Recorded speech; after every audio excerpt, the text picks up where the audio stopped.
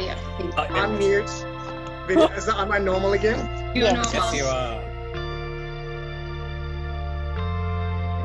I know I'm holding this whole thing up. No. They knew we were going to be 10 minutes away. For that. Let's do it. All right, 3, 2, 1. I'm letting people in.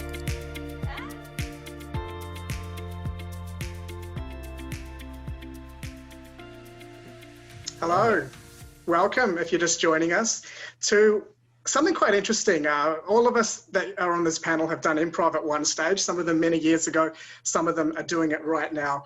And one question that we wanted to answer is how do we make it a little more diverse? Because it can be quite an Anglo-Saxon art form in audience and performers.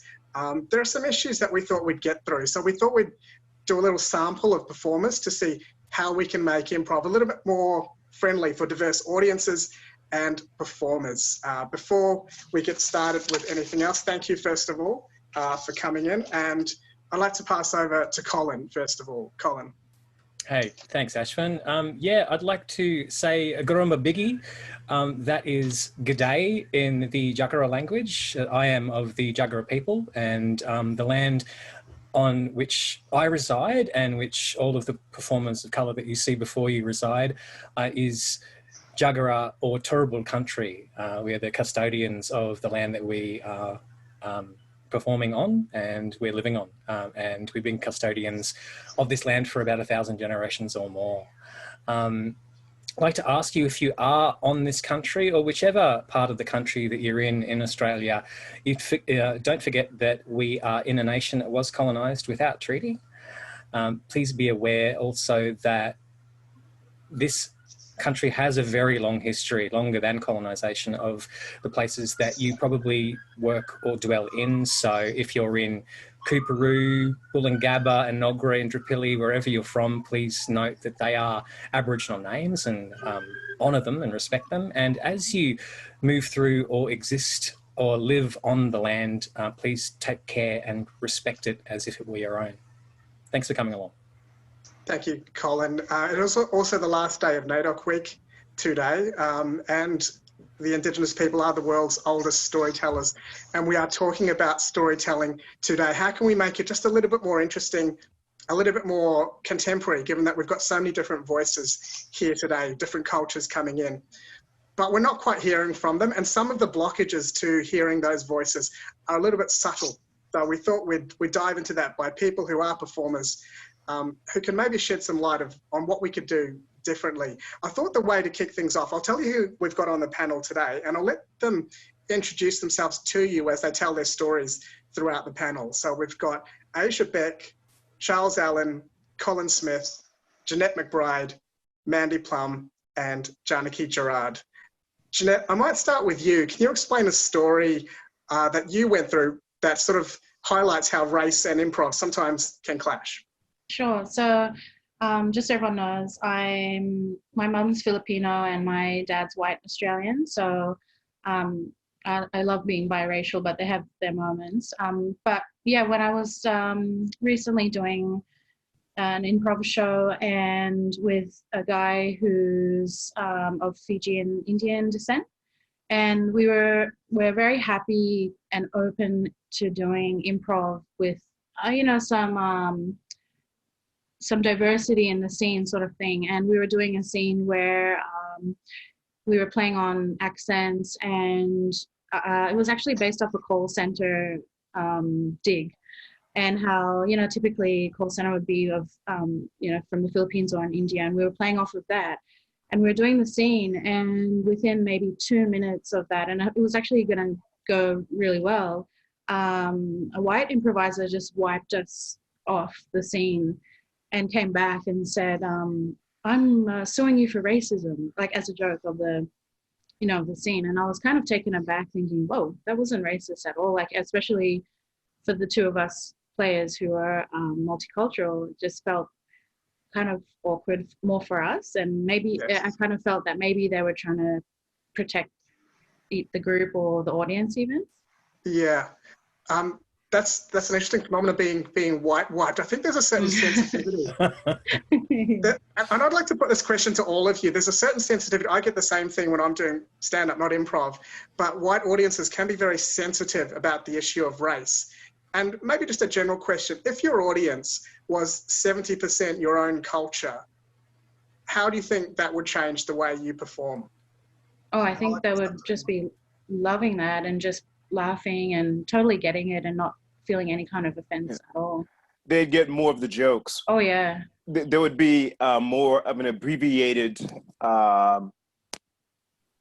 way of communicating, less explanation needed, you know, Yes. rather than going from A, B, C, D, E. Yeah. You just go A to E and they get it. Yeah. Yeah. They do, Yes. and they come to you after your performance, even in those situations, like Janette said, where your scene has been wiped by a white person. And for those who are listening, when we're talking about a scene being wiped, it's kind of think of it like the old-fashioned cane being, you know, the scene being pulled down, basically, like a curtain being pulled down, the scene's over. So in those situations, you know, where there are a lot of white people in the audience and they might feel a bit awkward or there's a lot of silence, generally, if there is someone of the culture that you're representing in that show, they often come up to you afterwards and tell you how much they could relate to it, and they said that they were laughing really hard. So you know, there's proof in it, I guess. And I just want to say really quickly, just for those who are listening, if you don't know what they mean by a scene being wiped, it's the scene being negated. And if you haven't done improv before, everybody is supposed to be in agreement. That's one of the first rules of improv.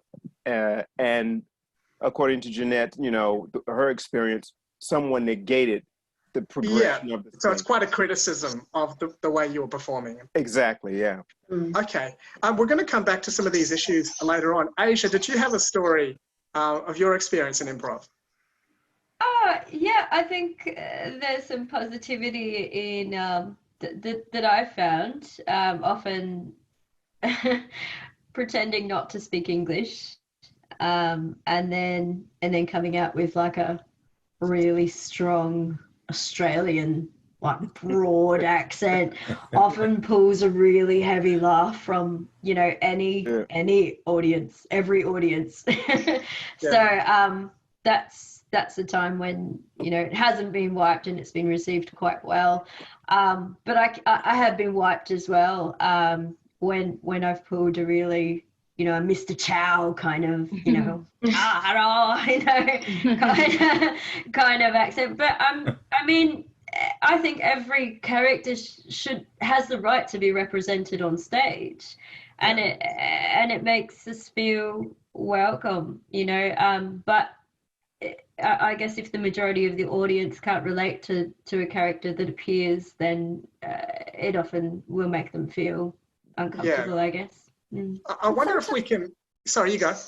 I was about to say, sometimes I do wonder, though, if it's a matter of whether they can relate or if they just feel a little bit awkward, like they start to cringe and wonder if it's bordering on, it's probably a bit in their of mind, both. maybe racism, but maybe they don't understand that because, you know, a lot of us on the panel are of mixed race, so we don't always look exactly of the culture that we're representing in that character at that moment. Yes. And I think part of it is the audience. It's a numbers game, isn't it? If we had 50% of our own culture in the audience, we would be emboldened to make these jokes, but they wouldn't be shut down so quickly. Janaki, I'm not sure if you've noticed this. This is like a more India than Sri Lanka or the South Asian thing. Sometimes Indians will ask you what your last name is. Oh, yeah. And they do that because they want to know your caste. All right. And it's a trick. It's a sneaky trick that they do. So don't ever, so I always say like Johnson or something like that. But if I had like a 50% Indian audience, these are the kind of things you could joke about instead of just call centers and telemarketers and the do you guys have the same, I'll start with you, Janaki. Do you have the same experience where you have to hold back a lot of nuance because the audience just won't follow you? Yeah, I feel like I almost have to, like, dare I say, dumb it down a bit. For if I know I'm going into a majority kind of Caucasian audience, potentially, I really have to be unpacking it, explaining for them so they understand the setup of where I'm going. However, if I know what the audience I'm dealing with is, especially if it's a South Asian audience, go straight for it. Like, take the risk, take the punch, and just go for it. Definitely. Yeah. So is there a balance to be struck then? Like, you want them to follow you, but can you push them a little bit? Can you bring them into your world and show them some nuance that they don't actually know yet? But with the right comedy, maybe you could pull them into that. Definitely, I think so. And like, I still don't know what that balance is, because I feel this is from a stand-up point of view, and I've been finding this with my stand-up comedy. It feels like I almost have to go in and I almost self-deprecate at the beginning to get them on my side. Yeah. And then kind of lead them down the garden path and then hit them with like the jokes of race and sex and all of that. So that's what I've been finding. And I'm not a fan of the self-deprecating humor to get a white audience on my side. Yeah. Yeah, and like, again, I'm still very new to the stand-up world, so that's my feeling about it. I don't like having to deprecate myself to an audience. Why can't I just be myself, be as I am, come as I am? And that's true. Winning brownie points just to get away with telling the truth. Exactly. But yeah, in improv, I haven't found that yet. Like, we had our first improv in color show on Friday night, and we just went for it. Like, we had a chat, the four of us beforehand, and we were like, let's just do it. Like, let's just go for the jugular and just play. I felt like we were in a safe space, and I feel like the audience responded to that because we just went for it. And that was a majority Caucasian audience. Yes. Colin, I think what I'm hearing as well from Janaki is that we're not considered fully Australian when that's the case. You have to win your brownie points before you can tell the truth. Do you have any thoughts on this kind of pandering to the audience? Oh, it's funny because, like, you know, I think I got out of improv like way too early in the game to kind of know, because, you know, I mean, like, this people of color being more in the performative worldview is so really recent in my experience, where I was performing in the kind of the late 90s and the early 2000s, where you know, it was rare enough that we kind of just whitewashed our own performances and kind of went, oh, you know, it's we'll just blend in with whatever humor a white fella has, and we'll do that. But it got me thinking, just as this conversation was going on, that, you know, the more scripted performances I do, where we're talking in blackfella lingo and vernacular and slang, part of me kind of goes, geez, I wonder if the audience will understand what we are saying, and should we put like a little kind of vernacular guide in the program? You know, like subtitles. Exactly, yeah, right. Oh, they mean fart when they say booty or something. You know, like you know, I pulled that kind of jumping into a performance that I did at the start of the year in Sydney. Like, I said, do you think I can chuck this word in and will it play with the audience? Because the context was there anyway, so it didn't matter so much. But yeah, I get worried. But, you know, then there's the other half of it where, you know, like has been everybody else's experience of this, is when we have a large amount of people of color in the audience, they get the jokes quicker. And what really sings for me is that when they do that, they get there's more of a vocal response from them that lifts our game, and we have that kind of that actor audience contract and that feedback loop of energy just singing. And, you know, it's so much more comfortable when people get it, you know. And it gives permission to the other people in the room to laugh as well. Absolutely, yeah. Like, oh, that And it makes me wonder whether they will also go, oh, I wonder what that word is. I think I'll go and find out, you know. And, Yeah, you know, that's definitely true. Yep, pushing them a little bit. And on that, I think we're going to talk a little bit later about how to get to those more diverse audiences, because there's a couple of ways we've talked about before. But before we get there, Charles, I might ask you about your experience coming from a country that's grappled with race as well for a long time. What are your observations about the improv scene in Brisbane and Australia more generally? Well, I haven't performed in Brisbane or Australia as an improviser. I have as a stand-up. And from what I've seen in improvisation here, it feels, the feel of what I've seen, and this is not to say it's what it is, but from what I've seen, it feels like it's still in its infancy in terms of being a developed art form. It doesn't feel like the players I've seen have been at it with one another for years. Whereas in the States, I've seen many teams in Los Angeles who've been, you know, they're working actors, and many of them started their journey into performing and acting through improv. Not all, some started off as actors and then became improvisers and would train in both.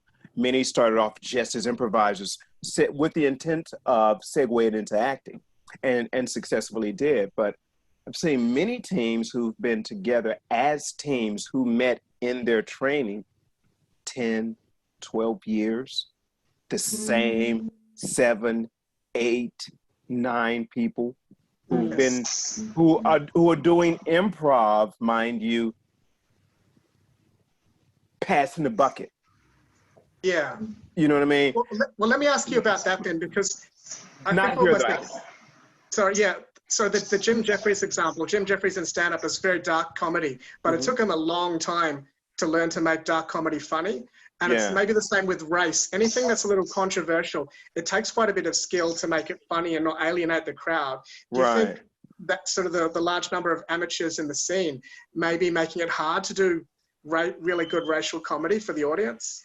I think that could be it, and I think time will tell. I think also people who are willing to be at it for an extended period of time and not be making bucket loads of money doing it. Yeah. You know, and I think that's an element of getting good at something. If you're only willing to get good because you're going to be compensated for getting good, I think it's highly unlikely you're going to get good. Yes. So you get good through experience by doing it, and you're not going to be getting paid for doing it. As an example, I mean, you know, getting paid for doing it while learning oftentimes. There's a guy, I cannot think of his name, and even if I could, you probably wouldn't know it. Character actor, he's done a lot. He was on, the thing that I saw him on most recently is the Julie Louis-Dreyfus show, Veep. And he was one of the people on her team. His name is Matt Walsh or something like that. And I first saw him doing improv like in the early 90s. And when I was back in Los Angeles in 2013 for an extended period of time, he was with the same group of improvisers, and he had just gotten better. And these guys, literally, I mean, and this is every weekend at the Upright Citizens Brigade, they come out and they do a show on Saturday night, and then they pass a bucket. And the cover charge to get in is like either $5 or $10. I think it's $10. And they pass a bucket, and basically they're just trying to raise enough money to buy drinks. That's it. You know, so yeah, that's their pay. We want to drink for free. Help us out. Yeah. You know, we've entertained you for an hour. Now we want to drink for free. Help us out. And people do. And they don't make money at it. No. Yeah. You have to love it. There has to be the core group of people who love it. I'm going to ask a question to everyone here. And I think Janette has touched on an incident for her early on. Was there ever a moment you felt uncomfortable in improv because of your ethnicity or culture? Yes, definitely. So I've got some similar stories to Janette. And so for people who are joining us today, I'm half Singaporean, quarter Indian, quarter British, but born in Australia. So when I play characters, I feel like I have racist immunity to play a lot of Southeast Asian characters. I love that term. That's And amazing. also because I've lived in Thailand as well. So I feel like, you know, I can get away with, because I have a mixed look, I can get away with a few different, playing a few different characters from different countries. And so I had a situation in one of the first ones that I got wiped was I played the token Southeast Asian wife to a middle-aged white man, and just did an accent, didn't even do anything extraordinary, just did a Thai accent, and I got wiped straight away. And it was, I actually almost got not quite told off, but it was that kind of tone. And I had another situation where I did a Singlish accent.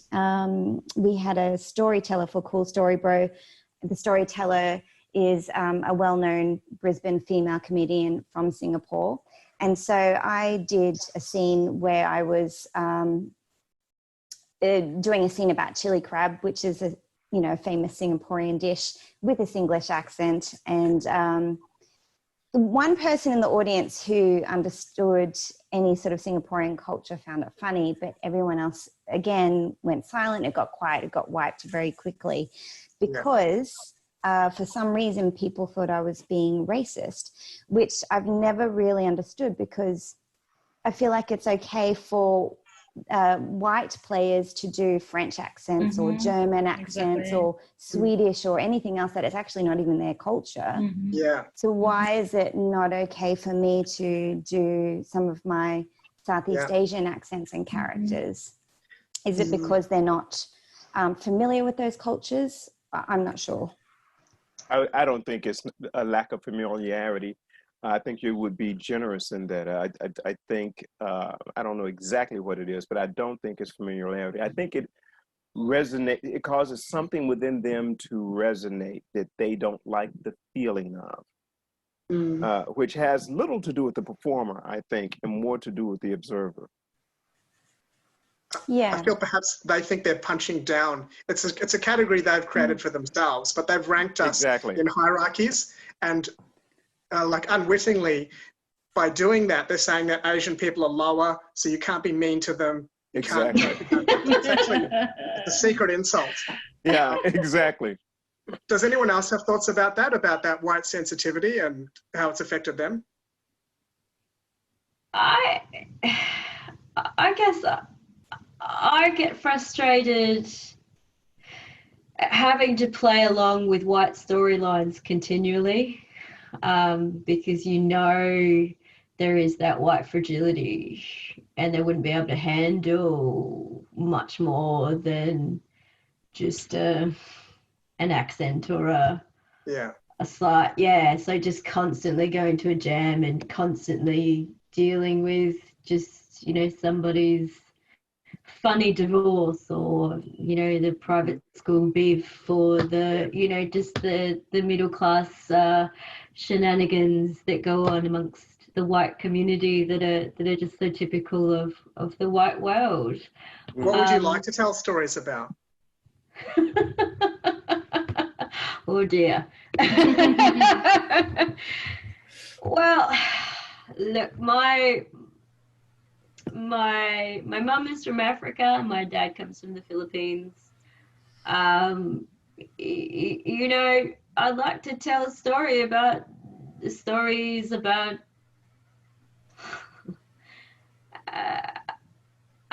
pain.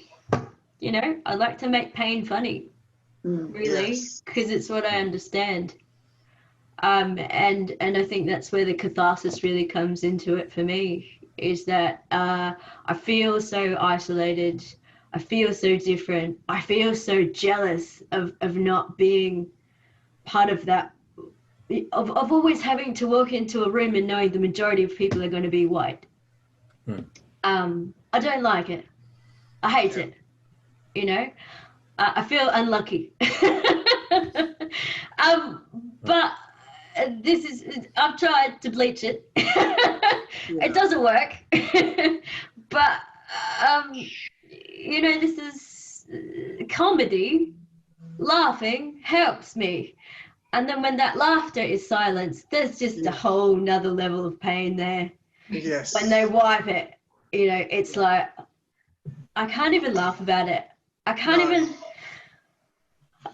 laugh about it, you know? This is definitely a conversation we have to have about tone policing and wiping and setting some rules and having that conversation. And I think we'll get to that a little bit later, because I really like the way you guys are opening up about what the problem is at the moment. And Asia, you touched on something, you want to talk about pain.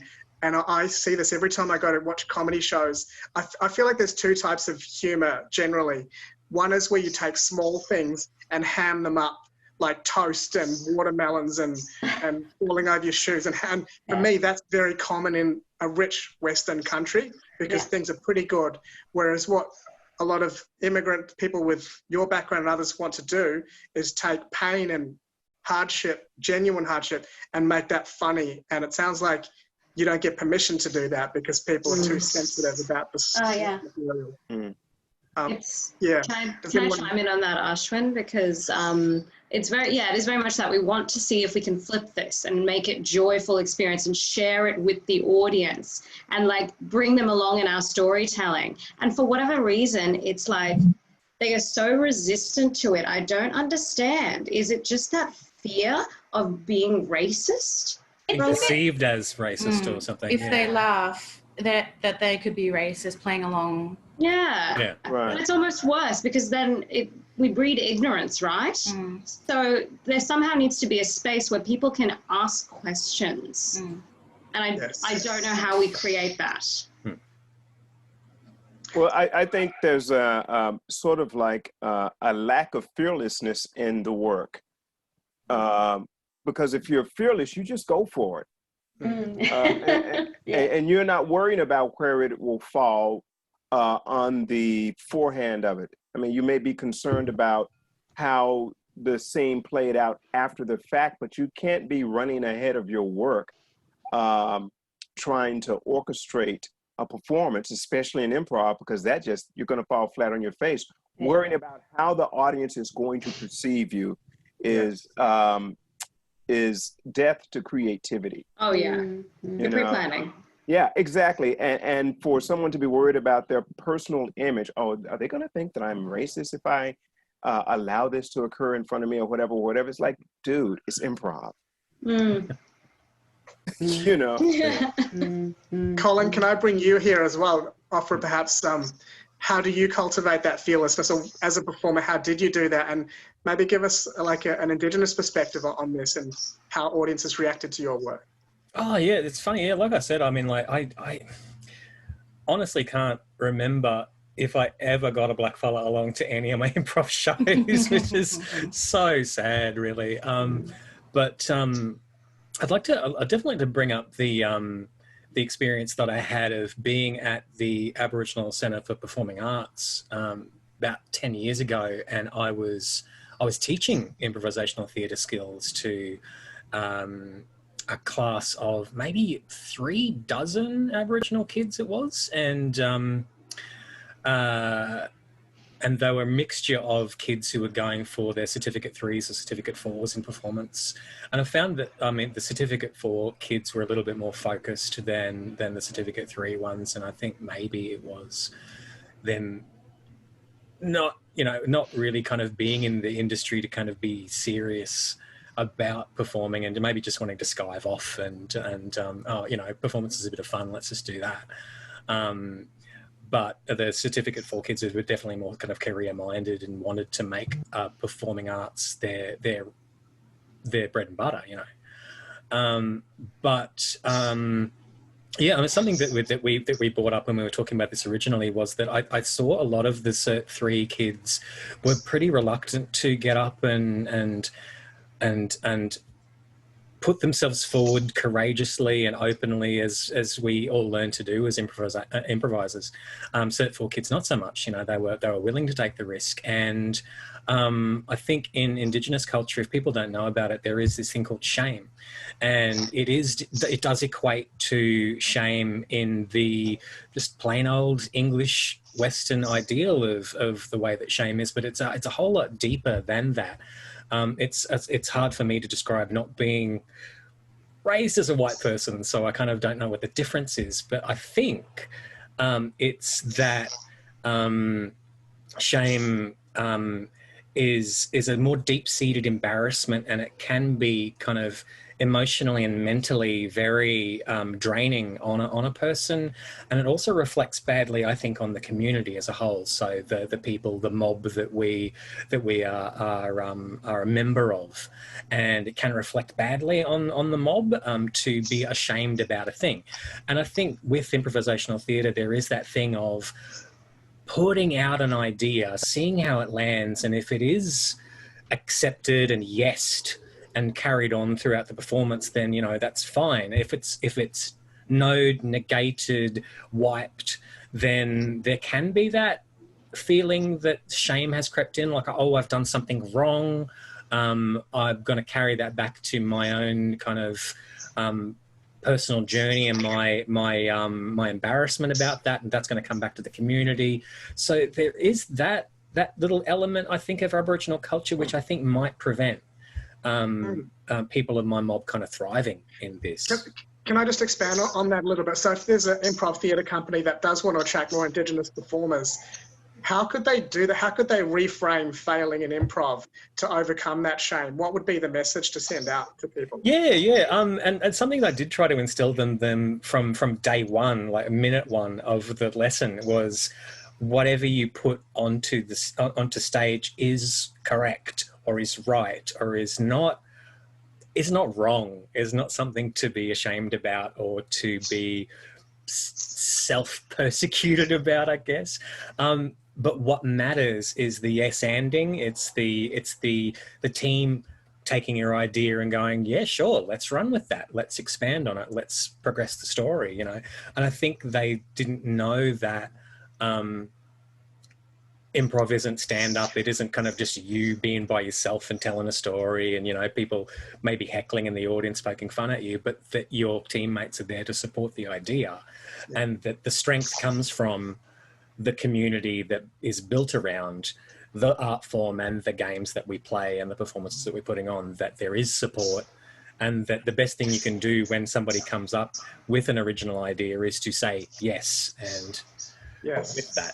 So I think there's one more thing, and that's, I think it's the representation on stage of, let's have more black performers, let's have more people of colour as exemplars of performance in this method, to say, oh, okay, that black fella can do it, maybe I can.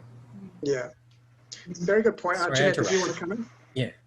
I just wanted to add, like, similar to what you said, Colin, about shame, and I think a few of us may have had this before, like, our parents generally find what we do is super embarrassing to the family, and it's not a respected form of art. I mean, especially when, you know, like, for example, my mom used in the beginning used to say in very harsh Filipino words, like, you're not getting paid to do that, you know, or like, where are you going now?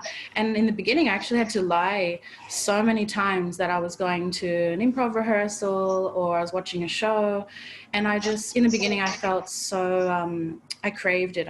I really wanted to be a part of the community, but just family-wise, it wasn't accepted. And it would be much better if I was maybe doing this, but famous.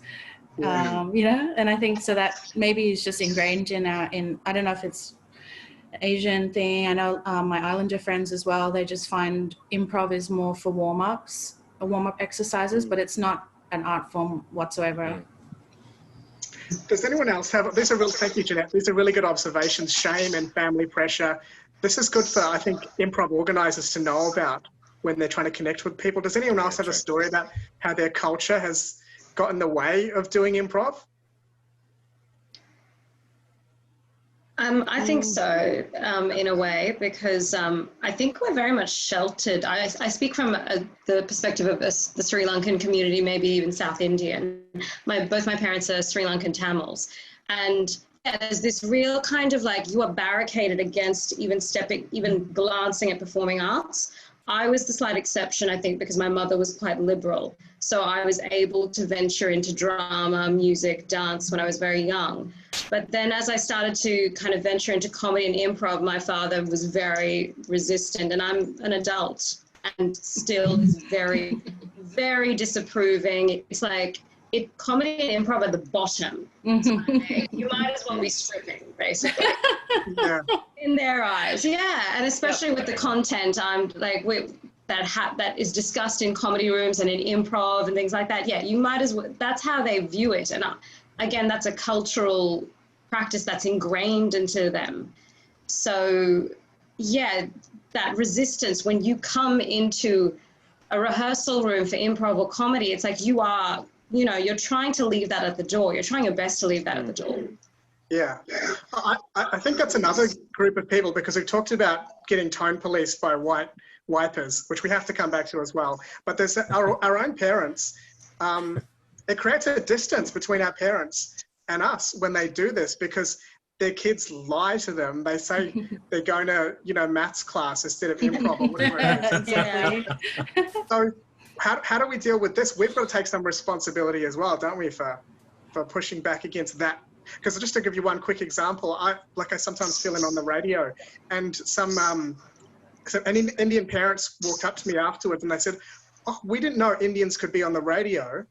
We had told our daughter, you'll never do radio work. We forced her into law. Oh. She's been miserable for 12 years. Oh, no. And so it's such a big toll that we can take on people's lives with this attitude. So, yeah, maybe can anyone open up on our own parents' attitudes to this and how we can push back against that? I think you have to just be strong and do it. Like, I respect Janaki just going ahead and doing it. Like, I almost every day when I'm watching, breakfast shows, Channel 7, Channel 9, it's like all white people, 100%. And they all have the same haircut. They have the same look. And the same Botox. Yeah. And I just, if I had the passion for, broadcasting, I would have loved to have done that. But I just wonder, when are we going to see, because surely brown people, black people are in university studying that as well, but why aren't they on TV? Except maybe the odd one on SBS. Why are they not on mainstream? And I just feel that if they were to just go for it, regardless of their parents and things, then we would see more of them. Jumping off what Janette is saying about, I think when you are coming from that background and you have those dreams and that ambition and that goal to step outside the norm, I think if you can't find that support in your family, find it elsewhere. Find that support within your friendship groups, within your hobbies, like find that support elsewhere, whether it's with teachers. And I think that's why a lot of people who have those pursuits and those ambitions within our cultural backgrounds, they don't step out, because they don't find that support and that encouragement. Yes. I think there's also another perspective too, and I know that maybe Janette and I can relate to it, and perhaps others on the panel, but for some people on the panel, including Janette and myself and probably a few others, we've had careers, full-time careers, being paid full-time to do performing arts, whether that be on the stage or in front of the camera. So to go to improv later in life and not be paid, in the family's eyes, it does seem like a huge step down, because it's an art form that's not well recognized around the world. It's seen more as a hobby rather than an art form, and it's very difficult to get paid for it, especially when you've been paid for it before. Yeah. I mean, performing, that is. It's such a naturally beautiful art form, though, improv. It is. Like, I go to a lot of, Janaki, maybe you've all been through this. We got a lot of South Asian functions. For me, it's Indian functions, where it's like 4 hours of some parent getting their kid to do karaoke Bollywood songs. Or like a Bollywood routine, so it's like 5 Bollywood routines. 5 in a row. It's Yes. the most boring thing, but everyone puts up with it because they want to watch their kids perform on stage. Imagine at these cultural festivals, if there was an improv troupe that was referencing fishing villages and, you know, Sanskrit or whatever, you know, Or your own Bollywood. cultural Yeah, story. Bollywood. Yeah, absolutely. How much more That'd be exciting would amazing. that be for audiences? Yeah. Is that one of the things we need to do? We need to take improv. We can't wait for them to come to the theatres. We've got to take improv to them, to their spaces. That, I think that would be very effective, more so than waiting for them to come. Yeah. Yeah. Tell us about that, Charles. How would you go about it? Well, like you just said, when you said things at festivals and things of that nature, so let's say like in West End, there's the Greek festival every year. Festivals like that, festivals that are reflective of one's community, seeing if you can get on a space in performances, because they all have performances. If you can get slotted in to perform, now what one would need is a troupe of performers ready to go. But I think that would be it, to expose the community to it as an art form, rather than waiting for the community to come somewhere and view it. You know, I have to say that one of the things that got me into performance was being exposed to it, rather than, and my exposure was television. I fell in love with television as a young child and everything on television, including the news. I didn't care about world events. I just loved the medium of television. And I wanted to be a performer. I knew that. I had support from one of my aunts and my father, although they had no idea how to support me. They supported me in spirit, and a lot of pushback from my mom. Excuse me. And I, as a younger person, sort of got in the head, in her mindset of just pursuing money. So I went to university to get a degree that would support me in pursuing money. And while there, I took an acting class as an elective and changed the whole course of my life. Said, oh, this is what I've always wanted to do, so I'm doing this. And from that point forward, I got pushback from her until she was able to actually see me in something. Yes. But I feel when you don't have parents who are supportive, I mean, it's, you know, it's easy for me to say, but, you know, different cultures have different pressure and respond to their elders in different ways. But I feel if you don't have parents who are supportive, you just, okay, you don't support me, I'm doing this. Yeah. So this is my life. And that was pretty much my attitude. You know, I didn't finish my university degree, and my mom was, I want you to finish your degree. I was like, I don't need it. I need to be trained well, but I don't need a university degree to be trained well or to do what it is that I want to do. Yes. And if you want a degree, you need to finish it. Now, my parents put such a high premium on education because neither of them finished high school. And so there was a huge pressure on me to complete university so I could be the one in the family with this thing that they could, you know, smile on. And I used to do a joke when doing stand-up that because I didn't have my university degree, the best thing that my mom had to say about me when she got with her sisters is, my son, he's not in jail. You know, that was, my son's a doctor, my son was a lawyer. My son, he's not in jail. So yeah. Wow.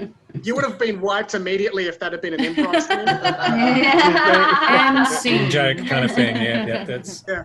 Hey, just before we carry on, guys, hey, thank you for everyone who's watching this panel session. I know there was a problem with the Zoom link, so some of you came in late, but just the whole thing is being recorded, so you can go back and watch the start at the end of the show. And feel free to ask any questions, because we're going to carry on till about 8 o'clock tonight, so we'll try to get some questions as well later. So we were talking about how to open improv up to more diverse audiences. And Charles, you mentioned religion just there. Is that an issue because a lot of migrant communities might be religious? Tell us about that.